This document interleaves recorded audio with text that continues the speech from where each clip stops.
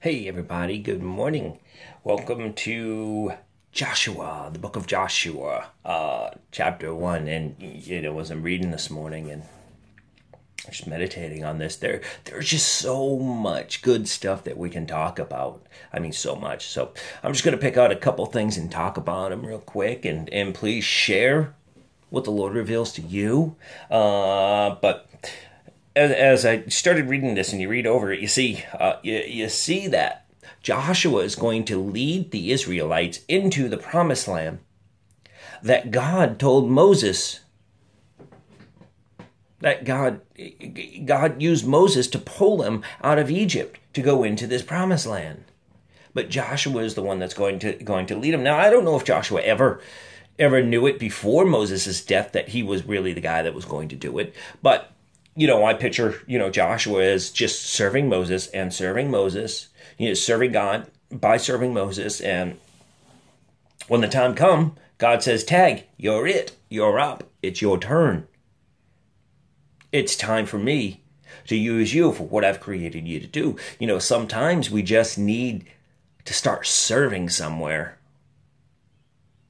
When we don't know what we're called to do, or where we're called to serve, we just need to serve somewhere.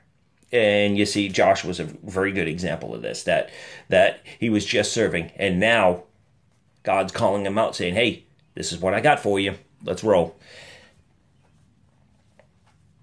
I also see here it says down in verse, it looks like it says 14 and 15. It says, but you shall pass before your brethren armed, all your mighty men of valor, and help them, until the Lord has given your brethren rest, as he gave you. And they also have taken possession of the land with which your Lord God is giving them. You see, God has promised this land to the Israelites, but they're still going to have to fight for it. Sometimes we still have to fight for God's promises. When prophecy comes over our lives and it's an action that we need to accomplish something, well, we still need to do something. We can't just sit there and be still and expect God to do all the work. He wants us to be active. If you've got a promise over your life and it's not coming true, maybe you should start asking God, is there something more that I should be doing? God, is there an action I should be taking? Is there somewhere I need to be serving? Is there something else? And I also look at this and that this promise, say, I bet you these guys were just a little bit scared. You know what? They had to go to war. Here is a country, here is Israel, coming out of Egypt, slaves, and now they're going to have to go to war.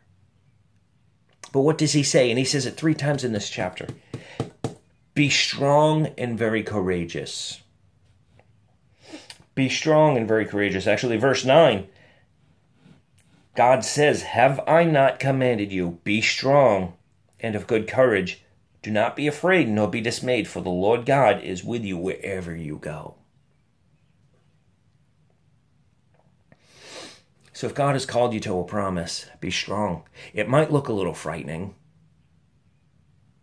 It might. And you're going to have to do something. That is for sure. You can't just sit there and expect God to give you all these things. You're going to have to fight for them. But be strong and have courage, because God is with you. It's going to be a fun study. I hope you have a super day. I love you all.